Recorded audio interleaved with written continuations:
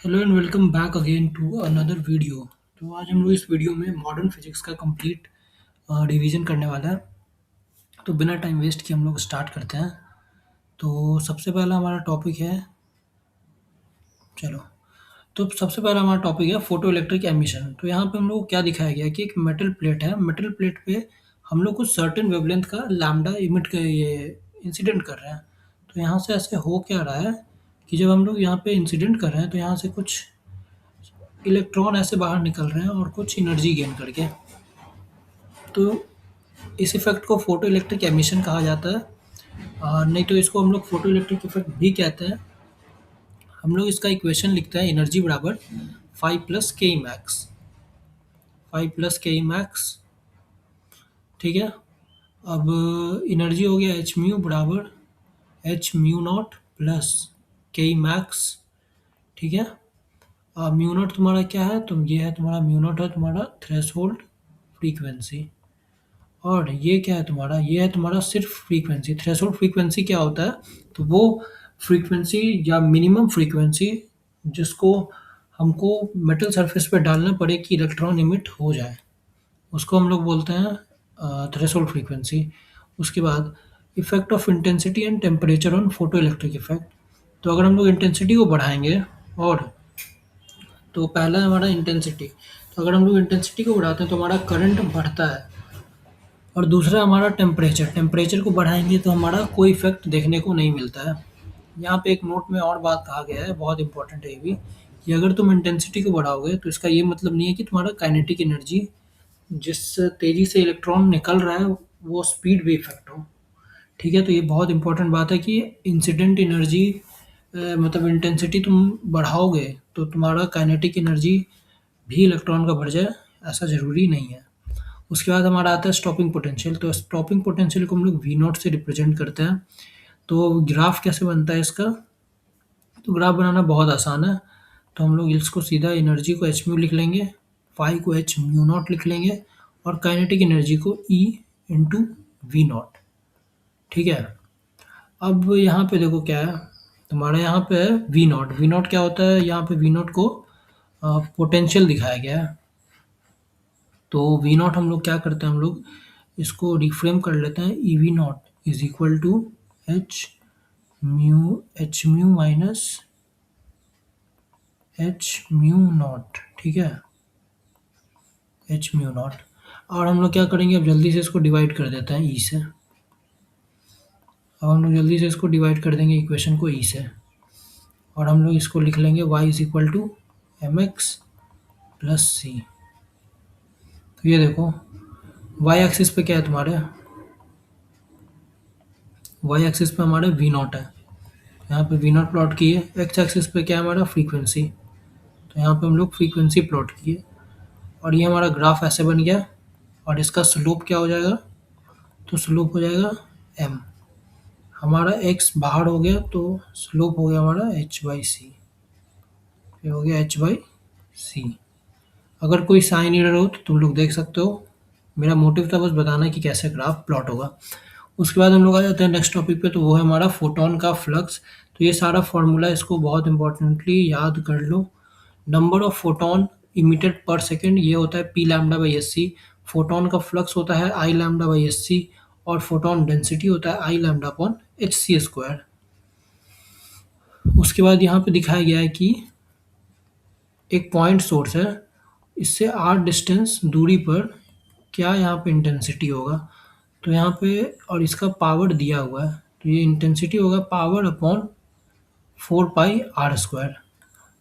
उसके बाद हम लोग देख लेते हैं वेव पार्टिकल का डुअल नेचर। तो पहला नेचर है पार्टिकल नेचर। पार्टिकल नेचर में हम लोग फोटोन की तरह ट्रीट करेंगे उसको। उसके बाद एनर्जी, एनर्जी क्या हो जाएगा यहाँ पे, एनर्जी हो, तो हम लोग यहाँ पे एक फार्मूला बहुत इंपॉर्टेंट पढ़े हैं, मोमेंटम होता है एनर्जी अपॉन सी। तो एक ये फार्मूला है तुम्हारा, और एक वेव नेचर है। वेव नेचर को हम लोग ई एम वेव की तरह ट्रीट करते हैं। यहाँ पे एनर्जी होता है एच सी बाई लैम्डा। अब एनर्जी क्या है, तो एनर्जी हो, तुम एनर्जी को जानते हो कि एच सी बाई लैम्डा होता है। अब यहाँ पे बोला जा रहा है कि वेव नेचर अगर हम लोग लेंगे तो सेम पार्टिकल को हम लोग ई एम वेव की तरह ट्रीट करेंगे। तो यहाँ पे क्या लिखा गया है, मोमेंटम हो गया तुम्हारा एच बाई लैम्डा। ठीक है, तो यहाँ से तुम्हारा मोमेंटम आ गया एच बाई लैम्डा और यहाँ से मोमेंटम आ गया एनर्जी बाई सी। उसके बाद फोटोन, अच्छा ये पेज शायद रिपीट हो गया तो इसको ऐसे काट देते हैं। उसके बाद हमारा आता है रेडिएशन प्रेशर या फिर फोर्स।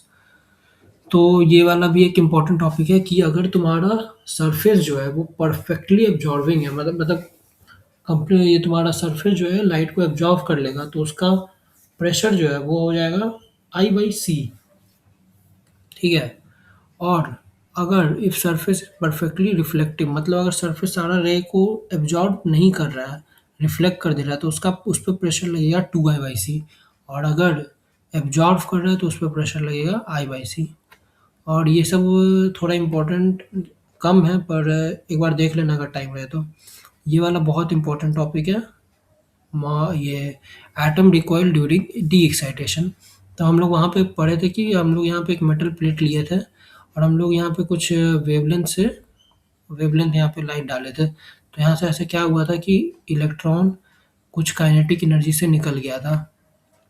तो उसी सेम चीज़ को यहाँ पे बताया गया है कि यहाँ पे तुम्हारा एक ऐसे पार्टिकल ये तुम्हारा एटम लिया गया है, तो हम लोग कुछ वेवलेंथ डाले तो इसके पास कुछ वेलोसिटी आ गया। तो इसमें मोमेंटम, जिसके कारण ये मोमेंटम कैरी करने लगे, क्योंकि ये वेव पार्टिकल है तो इसको हम लोग मोमेंटम हो गया एच बाई लैम्डा। और तो हमसे बहुत बार क्वेश्चन में क्या करता है कि हमसे क्वेश्चन पूछ देता है कि इसका वेलोसिटी ऑफ रिकॉइल क्या होगा। तो यहाँ से और इस पे पीछे की तरफ ये मोमेंटम लगेगा mass into velocity of recoil. तो अब यहाँ से M V is equal to H by lambda, तो वेलोसिटी हो गया तुम्हारा एच बाई लैम्डा। ठीक है, तो ये हो गया तुम्हारा वेलोसिटी ऑफ रिकॉइल, इसको यहाँ पे दिखाया गया है। उसके बाद हम लोग आ जाते हैं नेक्स्ट टॉपिक पे, जो कि हमारा बोर्स पॉस्टुलेट। तो इसमें पहला है कि K J D square upon radius of nth का स्क्वायर, ये बराबर होता है mass into velocity of nth का square upon radius of R of nth का स्क्वायर। सॉरी, एक सेकेंड, ये तुम्हारा एक इम्पॉर्टेंट फार्मूला है। आई थिंक मेरे से गलती हो गई यहाँ पे। तो ये फार्मूला क्या है कि ये फार्मूला है K Z E square upon radius of nth का square is equal to velocity of nth का square into mass upon radius of nth. उसके बाद यहाँ पे बताया गया बोर्ड्स का क्वांटाइजेशन रूल। तो ये क्या बताता है कि इलेक्ट्रॉन जिस भी ऑर्बिट में रिवॉल्व करेगा वो ऑर्बिट तुम्हारा एन एच अपॉन टू पाई का इंटीग्रल मल्टीपल होना चाहिए। ठीक है, और उसी को बोला गया है M V R equals to N H upon two pi. उसके बाद यहाँ पे रिलीज ऑफ एनर्जी, ये बहुत आसान है, पढ़ लो, ये इतना कोई मुश्किल नहीं है और ये इतना इम्पोर्टेंट भी नहीं है। उसके बाद देखो यहाँ पे बोर्स मॉडल, यहाँ पे वन इलेक्ट्रॉन सिस्टम है, इसमें रेडियस होता है 0.53 into N square by Z, velocity होता है 2.16 इंटू जेड बाई एन, और ओमेगा वेलोसिटी बराबर आर ओमेगा, हम लोग पढ़े थे रोटेशन मोशन में। उसके बाद टाइम पीरियड होता है 2 πr/v। फार्मूला पुट करते जाओ, तुम लोग को सारा कुछ मिलता जाएगा। एनर्जी हो जाएगा kinetic energy plus potential energy, इसको ऐसे सॉल्व किए तो हम लोग को मिल गया। ये वाला फार्मूला बहुत इंपॉर्टेंट है कि डेल्टा ई होता है -13.6 जेड स्क्वायर इंटू 1/n1 का स्क्वायर माइनस 1/n2 का स्क्वायर। उसके बाद अब हम लोग एक इससे भी ज़्यादा इम्पोर्टेंट टॉपिक अगला हमारा है, जो कि है energy level of hydrogen type of atom for one electron system. तो n बराबर 1 में एनर्जी होता है -13.6 जेड स्क्वायर। चलो हम लोग सीधा हाइड्रोजन बोल दिया है, तो जेड जेड नहीं यहाँ पे हम लोग ले रहे हैं। तो n बराबर 1 में एनर्जी है -13.6, n बराबर 2 में एनर्जी है तुम्हारा -3.6। उसके बाद n बराबर 3 में तो एनर्जी कितना हो जाएगा 3.6 का आधा, मतलब अप्रॉक्सीमेटली 1.5। अब 1.5 का 1.6 का आधा कर लो तो वो उसके ऊपर का हो जाएगा 0.8। अब 0.8 का आधा कर लो तो वो हो जाएगा 0.5, तो वो हो जाएगा n बराबर 5 का। तो ऐसे ऐसे करके मतलब याद कर सकते हो। तो n बराबर 1 में कितना एनर्जी है -13.6 जेड स्क्वायर। एन बराबर 2 में -3.4 z², एन बराबर 3 में -1.51 z², एन बराबर 4 में -0.5 z² और एन बराबर 5 में -0.54 z²। उसके बाद excitation of atom for electron to absorb energy and excite from n1 to n2. The energy absorbed must be exactly equal to E energy absorbed by n2 minus energy by n1। ठीक है। उसके बाद कोई यहाँ पे हमारा fifth है, जो कि बता रहा है लैम्डा ऑफ इमिटेड रेडिएशन। ये भी बहुत आसान है, तो इसको अभी हम लोग ये फॉर्मूला देख चुके हैं। यहाँ पे भी हम लोग जो फार्मूला डिस्कस किए थे -13.6 z² इंटू 1/n1 का स्क्वायर माइनस 1/n2 का स्क्वायर, तुम लोग वीडियो में जाके पीछे देख सकते हो। तो यहाँ पे एनर्जी को h/1/λ लिख दिया है। उसके बाद यहाँ पे इम्पोर्टेंटली एक बात कहा गया है कि लैम्डा जो होता है 1 2 4, यहाँ पे 3 लिखा हुआ है, पर इसको 3 नहीं, इसको 0 कर दो। 12400 और यहाँ पे 1240। ठीक है, ये वाला याद रखना 1240 होगा। ठीक है ना। तो यहाँ पे लैम्डा देखो, इसको याद करने का क्या तरीका है, जैसे कि एम्स्ट्रॉम में एक ऊपर ज़ीरो आता है, तो यहाँ पे एक ज़ीरो एक्स्ट्रा आ जाएगा। ठीक है ना। और तुम्हारे नैनोमीटर में कोई ज़ीरो नहीं है, तो 1240 ही रहेगा। तो लैम्डा हो जाएगा इतना अपॉन, और ये याद रखना कि एनर्जी जो तुम पुट करोगे वो ईवी में होना चाहिए, तो लैम्डा तुम्हारा आ जाएगा। उसके बाद नंबर ऑफ स्पेक्ट्रल लाइंस, तो ये इसका फॉर्मूला सीधा याद कर लो, n2 minus n1 into n2 minus n1 plus 1/2, ये होता है नंबर ऑफ स्पेक्ट्रल लाइंस। इस फॉर्मूले पे मत जाना, बहुत प्रॉब्लम होता है कभी कभी, नहीं तो सीधा ये फॉर्मूला याद रखो, n2 minus n1 into n2 minus n1 plus 1/2।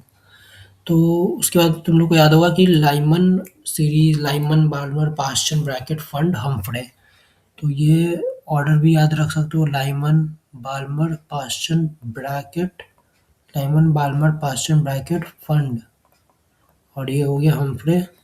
और इसके लिए एन का वैल्यू हो जाएगा 1 2 3 4 5 6। ठीक है, तो ये एक इम्पॉर्टेंट बात था। उसके बाद अब देख लो, यहाँ से हम लोग का आ जाएगा लाइमन सीरीज़ का वेवलेंथ क्या होता है। तो लाइमन सीरीज़ का वेवलेंथ होता है 91 नैनोमीटर से 122 नैनोमीटर। बाल्मर सीरीज़ वाला थोड़ा इम्पोर्टेंट है, ये वाला को याद रखना है, मतलब तो ये है 365 नैनोमीटर से 656 नैनोमीटर, और ये विजिबल रेंज की कैटेगरी में लाई करता है। उसके बाद हमारा आता है पास्चन रीजन, जो कि है 820 नैनोमीटर से 1875 नैनोमीटर। उसके बाद हम लोग आ जाते हैं लास्ट और आखिरी टॉपिक पे, जो कि है nucleus size and stability of heavy nucleus. तो साइज ऑफ न्यूक्लियस जो है तुम्हारा डायरेक्टली प्रोपोर्शनल होता है एटॉमिक मास के। तो यहाँ से एक फार्मूला है, R is equal to R0 into A power 1/3। ये देखो यहाँ पे फार्मूला दिया हुआ है। ठीक है, तो यहाँ से तुम लोग फार्मूला देख सकते हो, R is equal to R0 into A power 1/3 लिखा हुआ है। ठीक है ना। उसके बाद अगर रेडियस को बढ़ाओगे तो एफ एन घट जाएगा, सो न्यूक्लियस गेट अनस्टेबल, ये पढ़ लेना, ये सारा आसान लैंग्वेज में लिखा हुआ है। उसके बाद न्यूक्लियर बाइंडिंग एनर्जी, ये होता है Z times mass of proton plus A minus Z times mass of neutron. नहीं, सॉरी, एक सेकेंड, यहाँ पे अच्छा ऐसे नहीं, यहाँ देखो, हम लोग क्या जानते हैं कि एनर्जी होता है डेल्टा एम इंटू, सीधा ये फॉर्मूला याद रखो और कुछ मत याद रखो। तो यहाँ से एनर्जी हो जाएगा तुम्हारा डेल्टा एम इंटू सी स्क्वायर। तो डेल्टा एम जो मास डिफेक्ट है, इसको हम लोग लिखते हैं Z times mass of proton plus A minus Z times mass of neutron. ठीक है, Z times mass of proton plus A minus Z times mass of neutron into 931.5 MeV। तो ये हमारा फॉर्मूला है।